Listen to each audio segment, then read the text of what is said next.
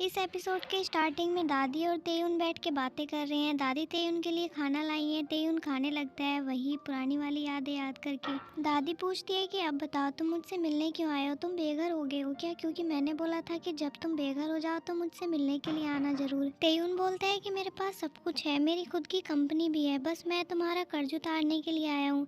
फिर यहाँ पे दादी बोलती है कि क्यों आए हो, मुझे जलाने के लिए कि तुम्हारे पास सब कुछ है और मेरे पास अभी तक कुछ भी नहीं है। फिर तेयुन अपना बिजनेस कार्ड दादी को देता है और बोलता है कि आपको जब भी मेरी ज़रूरत पड़े मुझसे मिलने के लिए आ जाना, ये मेरा एड्रेस है।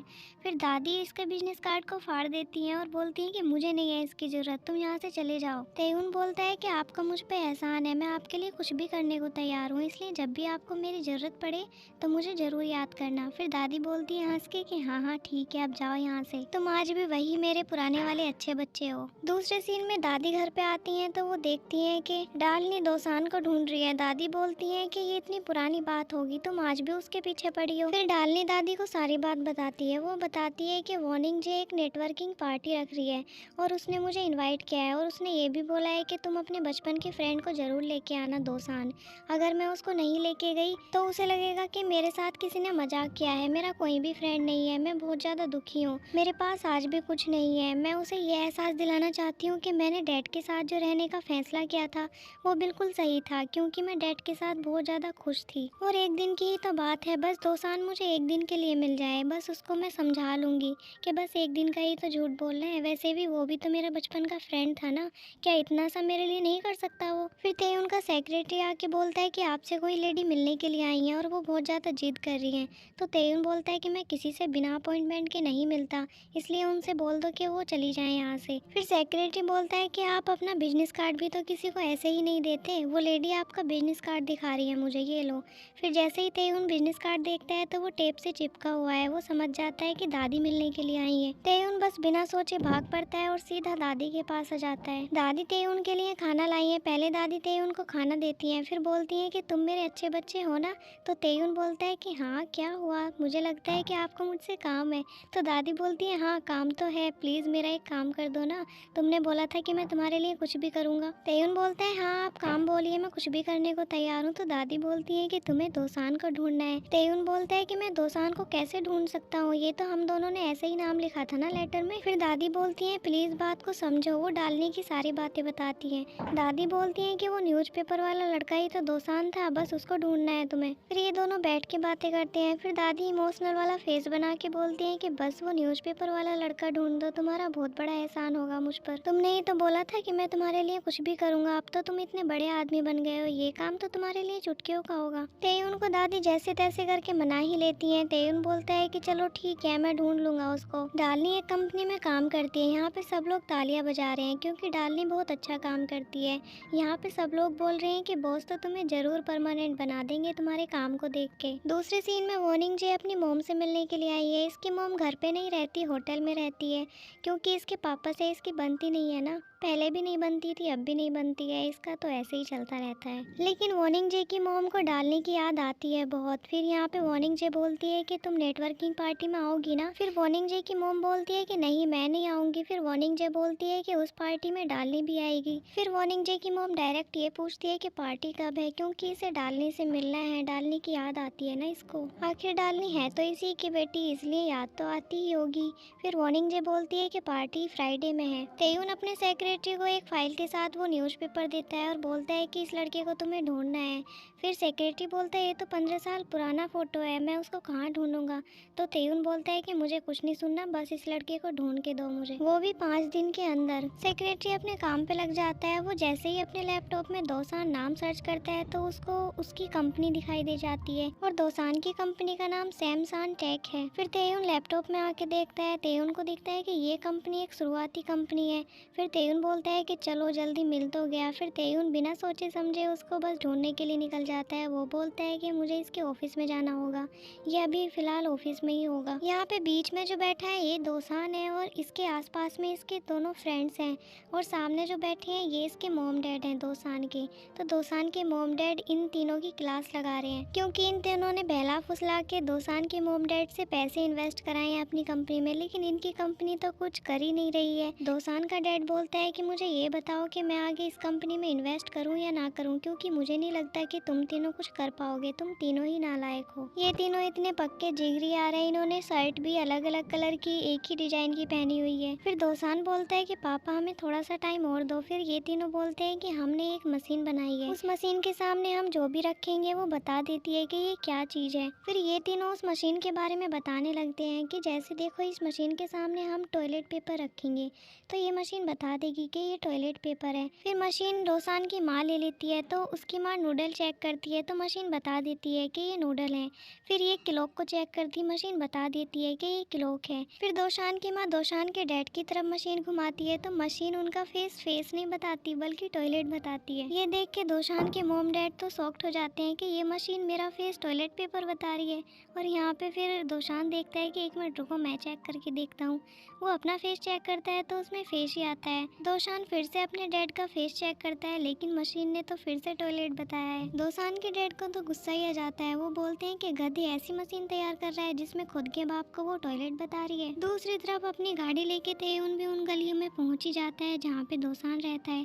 तेयुन बोलता है कि इसका ऑफिस कहाँ होगा, ये तो सारे घर ही घर दिखाई दे रहे हैं और छोटी सी गली है। तभी दोसान आ जाता है यहाँ पे और दोसान के पीछे उसके डैड डंडा लेके आते हैं उसको मारने के लिए। अब दोसान यहाँ पे बच के भाग रहा है, लेकिन उसके डैड तो बार बार बोल रहे हैं कि तूने तो हमारे खानदान का नाम ही डुबा दिया है, तू इतनी उम्र का हो गया है, तुझसे कौन शादी करेगा, तुझे कौन अपनी लड़की देगा, तू नालायक है, निकम्मा है, तेरे पे कुछ नहीं होता। दोसान बोलता है डैड मुझे एक बार मौका तो दीजिए, लेकिन उसके डैड सुनने को कहाँ तैयार हैं, वो तो बस उसको मारने के लिए तुले हैं। जब उसके डैड बार बार दोसान नाम लेके बोल रहे हैं तो यहाँ पे तेयुन समझ ही जाता है कि इसका नाम दोसान है और यही लड़का दोशान है जो कि एक नंबर का निकम्मा है और नालायक भी है। अब तेयुन सारी बातें दादी से आके बताता है। वो बोलता है कि इस लड़के के बस की कुछ भी बात नहीं है, ये कुछ भी नहीं कर पाएगा, ये एक नंबर का निकम्मा है। सारी बातें दादी को बताता है।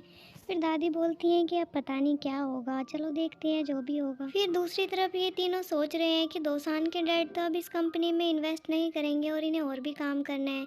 तो दोसान एसी का फोटो खींचने लगता है कि हम जो फालतू के सामान है उन्हें बेच देते हैं कुछ टाइम के लिए, के बाद में खरीद लेंगे जब हम पे पैसा हो जाएगा। बचपन की फोटो जो अखबार में छपी थी दोसान की, वो इसने एक गेम जीता था और इसको बॉल पे एक पदाधिकारी ने ऑटोग्राफ दिया था अपना, तो वो उसकी फोटो अखबार में आ गई थी। फिर दोशान अपनी उस बॉल का भी फोटो ले लेता है जिसपे ऑटोग्राफ है और नेट पे डाल देता है कि 15 साल पहले मैंने ये गेम जीता था। दूसरी तरफ तेयुन बोलता है कि अच्छी बात तो ये है कि डालनी उसको कहीं पे ढूंढ नहीं पाएगी क्योंकि ऐसे लोग सोशल मीडिया पे नहीं मिलते। और दूसरे सीन में डालनी का भी गुड लक है। डालनी जैसे ही अपना फोन ओपन करती है और वो कुछ सर्च करती है, उसके पास नोटिफिकेशन आ जाता है गूगल पे और यहाँ पे उसको दोशान की वेबसाइट मिल जाती है जिस पे दोशान ने अपनी बॉल का फोटो डाला हुआ है ऑटोग्राफ वाली। उस बॉल को देख के तो यहाँ डालनी समझ ही जाती है कि ये वही बॉल है जो अखबार में मुझे दोशान की फोटो में दिखाई दे रही थी। डालनी तो बिना देरी किए उस बॉल को खरीदने के लिए अप्लाई कर देती है और बोलती है कि हाय मैं डालनी हूँ और मैं इस बॉल को खरीदना चाहती हूँ। दोशान बोलता है कि इतनी जल्दी किसी ने अप्लाई कर दिया, इस बॉल का फोटो डाले हुए तो अभी मुझे 2 ही मिनट हुए हैं। फिर दोशान अपनी मेल आईडी भेज देता है और प्रूफ के लिए अपना एक फोटो भी दे देता है, वही 15 साल पुराना वाला,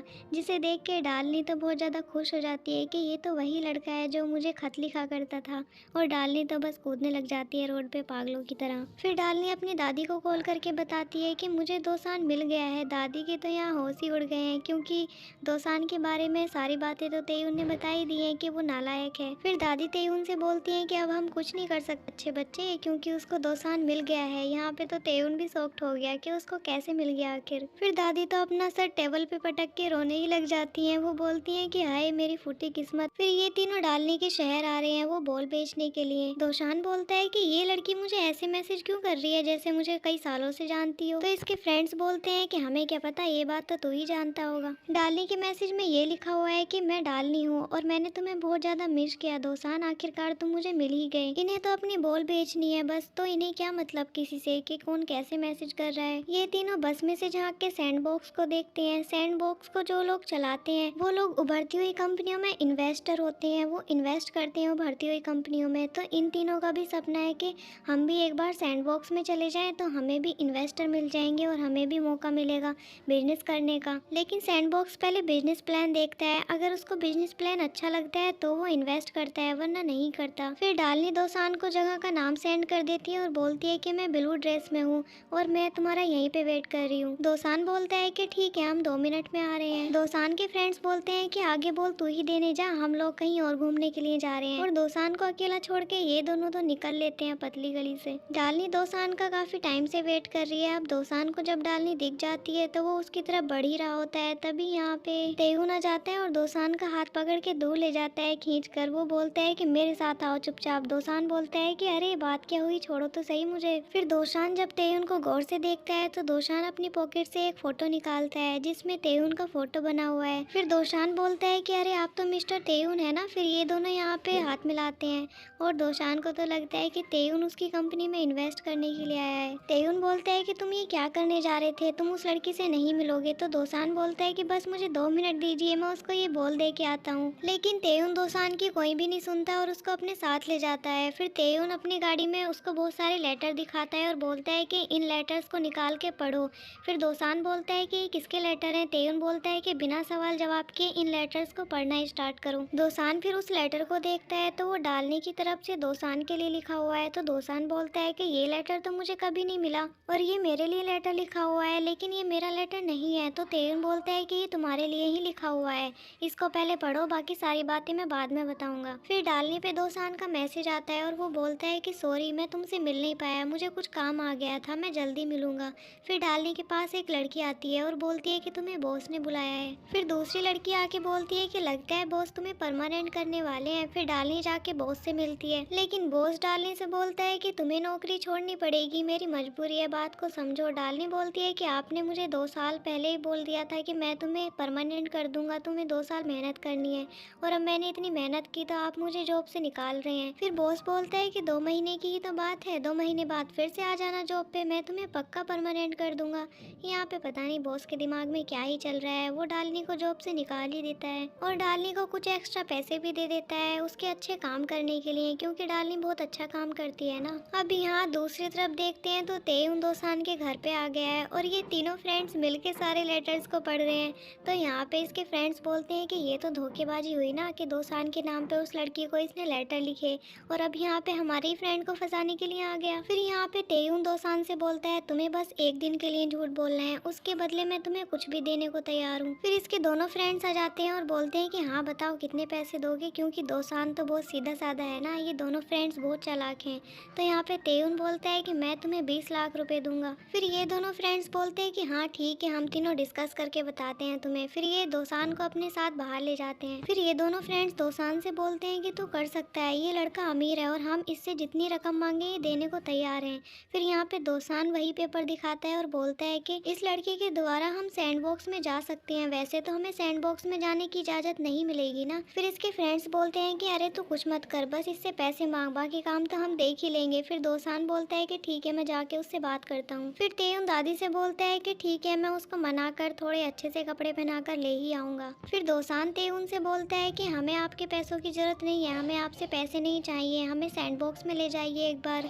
तो तेहुन इन पे गुस्सा करने लगता है और बोलता है कि तुम जैसे लोगों को सैंडबॉक्स में ले जाऊं मैं। फिर दोसान तेहुन को वही पेपर दिखाता है और बोलता है कि इसमें लिखा हुआ है कि आप सैंडबॉक्स के द्वारा इन्वेस्ट करते हो, तो क्या तुम हमें ले जा नहीं सकते, इतना सही तो काम है। तो फिर तेहुन गुस्सा करने लगता है और बोलता है कि ये बिजनेस है, मजाक नहीं है। मेरे पास हजारों कंपनी आई मुझसे इन्वेस्ट कराने के लिए, लेकिन मैंने सिर्फ 40 कंपनियों में इन्वेस्ट किया और जिन कंपनियों में मैंने इन्वेस्ट किया वो कंपनी उठ गई, लेकिन जिनमें इन्वेस्ट नहीं किया वो कंपनी सारी चली ही नहीं। तो तुम लोगों को सैंडबॉक्स में बुला के मैं अपना रिकॉर्ड नहीं तोड़ना चाहता। तेहुन दोसान को पैसे के लिए बोलता है कि तुम्हें जितने पैसे चाहिए मैं देने को तैयार हूँ, लेकिन दोसान मना कर देता है और बोलता है कि मुझे बस प्लीज एक बार सैंडबॉक्स में बुला लीजिए। फिर तेहुन जाते जाते बोलता है कि तुम्हारे पास कोई अच्छा बिजनेस प्लान नहीं है और तुम अभी तक कुछ नहीं कर पाए, तो मैं तुम्हें सैंडबॉक्स में किस उम्मीद पे ले जाऊँ। तेहुन ये बात कह के यहाँ से चला जाता है। फिर दोसान के दोनों फ्रेंड्स बोलते हैं कि ये सही तो कह गया, हमसे कुछ हुआ ही नहीं आज तक, हमसे क्या ही उम्मीद रखे कोई।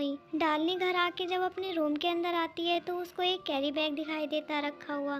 तो जब वो उस बैग को खोल के देखती है तो उसमें उसके लिए नई ड्रेस होती है और उस बैग में एक बॉक्स और होता है जिसे वो खोल के देखती है तो उसमें नए शूज होते हैं डालनी के लिए। दादी को पता है कि कल फ्राइडे है और डालनी को पार्टी में जाना है, इसलिए दादी ने पहले ही डालनी के लिए ड्रेस और नए शूज ला के रख दिए हैं, क्योंकि डालनी के पास सारा सामान पुराना ही हो चुका है। फिर डालनी इमोशनल होके दादी के पास आती है और आके प्यार से दादी के पास सो जाती है। दूसरी तरफ दोसान भी अपने डैड के ऊपर चादर ढकता है है और उनका चश्मा हटाता है। दोसान एक बहुत ही ज्यादा सीधा साधा लड़का है और ये झूठ तो कभी भी नहीं बोलता, हर टाइम सच ही बोलता है। झूठ बोलने के लिए तो इसमें हिम्मत लानी पड़ती है। अगले दिन दोसान वही लेटर पढ़ रहा है जो बचपन में डालनी ने दोसान के नाम पे लिखे थे। दूसरी तरफ डालनी भी पार्टी में जाने के लिए रेडी हो रही है और फिर डालनी अपने डैड का दिया हुआ बॉक्स देखती है। इसके डैड ने ये बॉक्स डालनी को बचपन में गिफ्ट किया था।